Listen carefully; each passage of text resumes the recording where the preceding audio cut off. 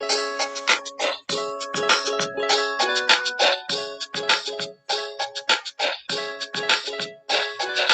games, all stars.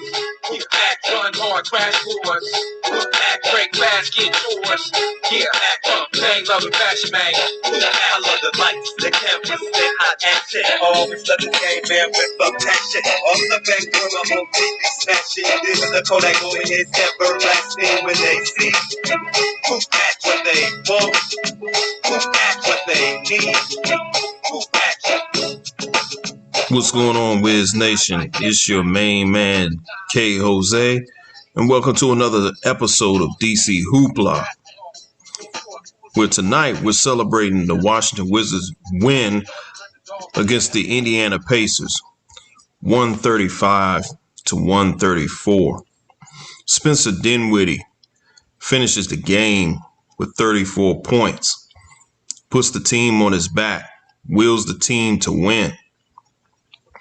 How much could you ask for? 34 points, 9 assists, 6 rebounds, 6 from 9 from downtown, 1 turnover. Think about that. We dealt with a point guard all last season who was averaging just as many turnovers as he was dishing out the ball. Plus 3. Kyle Kuzma finished with a double-double, 26 and 11. Now, he was a minus 12, but he still had a good, solid game. Daniel Gafford had 8 points, 2 rebounds, but he was in foul trouble. Solid game tonight. Glad that the home team was able to pull it out. Davis Bertans, who's been getting trashed by a lot of Wizards fans, was a plus 11. A lot of fans want him traded. Went 4 from 9 from downtown. Finished out with 17 points. My guy, Montrezl Harrell, 14 and 7, plus 9. Raul Neto finished out with 18 points. What more could you ask for from a guy like that? So I'm very proud of this team.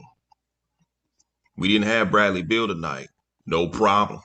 This team was able to do something. Normally, we always deal with the fact that the best player is not on the court. The team normally loses. We dealt with that a lot with John Wall. But tonight, that wasn't the case. Wes Unseld told his team, we still have guys in the locker room. So there's no excuse. Just because you don't have Bradley Beal on the court doesn't mean that you don't go out there and play hard. And this team did just that. Got to tip my hat off to the Indiana Pacers. You know, they tried hard. Again, we beat them by 1 point. But Miles Turner, 40 points in 43 minutes, 10 boards. Sabonis, 28 points. Chris Duarte, the rookie, had 15. Brogdon had 28. The Pacers was giving their all out there. So this was a hard-fought game. But the home team won in the home opener. We shot 52% to their 53%. So we didn't, as I said in the yesterday's episode, I don't expect this team to keep a team down, having them shooting 30%. That would be very unrealistic. We got out-rebounded. But the reason why we won the game, because we shot 50% from downtown, 19 to 38. But we also shot 94.7% from the free throw line. And our bench outscored their bench. 53 points from the bench? That's crazy. We also took care of the basketball. We only had 9 turnovers to their 12 turnovers. So really, if you think about it, both teams weren't really turning the ball over a lot. But the 94% and the 50% numbers, 50% from the three-point range and 94% from the free throw line, you win the game. Because points in the paint, the Indiana Pacers had that in the bag. They had 62 points in the paint to our 48. But because we had 53 points coming from the bench, and we shot better from the free throw line, and we shot better from downtown, is the reason why we won the basketball game. So kudos to this team. Kudos to Wes Unseld Jr. Again, there will be no Wes Unseld slander here. I'm very proud of this team. I love the fact that this team can play well no matter what the situation is. And mind you, we haven't even counted Rui Hachimura yet.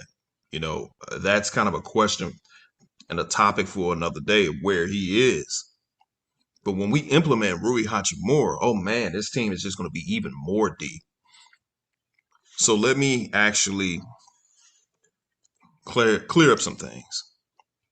So I know during the offseason, I was very critical of the Spencer Dinwiddie acquisition. I have no problems bringing that up, that I was very critical of the acquisition. Because I felt that the team did way too much to try to acquire him. Spencer Dinwiddie continues to play like this, you're not going to hear a peep out of me.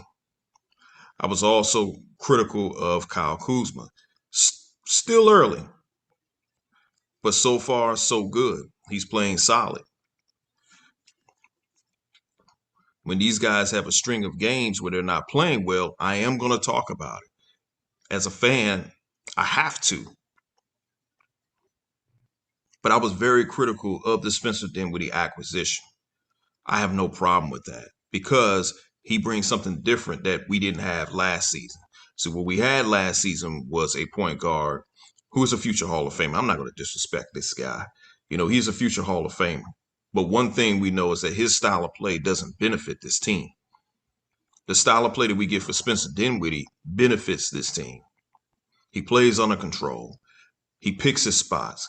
He doesn't do things that he know he cannot do. And what he did tonight was he put the team on his back, because I have seen him do this before when he played for the Brooklyn Nets. You know, he was a thorn in our ass. But he put this team on his back, and he played out of his damn mind. No disrespect right there. The players that we acquired from the Lakers, so far these players are actually playing well. We got 80 more games to go because it's a long season. I don't want to get too ahead of myself and say that we're going to do this and we're going to be world beaters. I have to be realistic. I know we're going to have our bumps and bruises. But for tonight, let's enjoy this victory. You know, we got the Brooklyn Nets on Monday. We play them on the road. You know, they don't have no Kyrie, but they're definitely a beatable team. But we do have to respect that they are the Brooklyn Nets. But for tonight, again, let's enjoy this victory. Man, I'm loving this coach, man. I love Wes Unseld Jr. I love what he's bringing. I love the accountability that he's holding on this team. I love the fact that he's not making any excuses. And he's not allowing his players to make any excuses. So, once again, what a beautiful victory by this Washington Wizards team.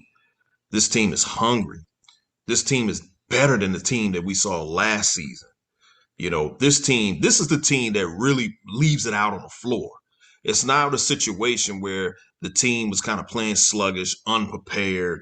You know, you don't know what to get from some of these guys. No, this team already knows what their roles are. They knows what expected of them. This team is much better and much prepared than the previous team. Okay, this team I feel confident in. This team I'm proud of. You know, I'm not going to sit here and say that this is a fluke season by this team. But again, as I stated, I'm going to be realistic, you know, with this team. But game ball goes to Spencer Dinwiddie. Again, I was wrong about what I said about him, and I have no problem saying that, hey, you know what? I might have jumped the gun a little bit on Spencer Dinwiddie and being critical of him. But I am going to hold him accountable because when he has a string of games where he plays bad, I'm going to talk about it. You know, I'm one of the members of the Voices of the Unheard. I'm going to talk about things that people are not going to like. I'm not going to be your typical homer and feed you nothing but a bunch of bullshit. I'm going to tell you exactly what I see. And when I see players underperform, I'm going to bring it up. Whether it's from the star player to the last man on the bench, I'm going to talk about it.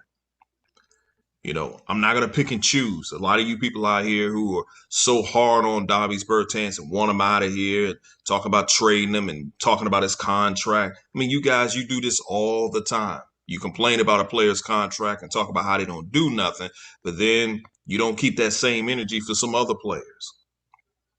Again, this team can play ball. This team can win ball games. I'm going to say something that's very unfavorable again. This team doesn't necessarily have to have Bradley Beal on the court for them to win. They don't. They just proved it to you tonight.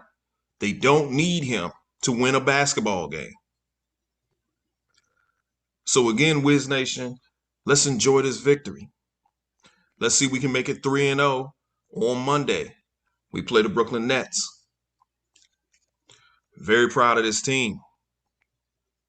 This is your main man, K. Jose. Follow me on IG, Twitter.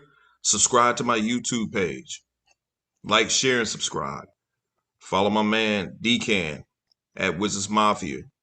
Twitter, IG. Subscribe to his Wiz Take podcast on Apple, Spotify, and Patreon. Follow us at State of the Wizards on Twitter, IG. Subscribe to our State of the Wizards YouTube channel. That channel is for you guys, where we talk Wizards content. Drop a comment down at the bottom. We will respond. We love to interact with the fans. I want to thank all my DC Hoopla fans. Definitely want to thank all you guys who respond to me on Twitter. I have no problem responding back. And to my haters, continue to hate. The more you hate, the more I get motivated. So once again, this is your main man, K. Jose. You guys have a good one. Wizards win. The Wizards won.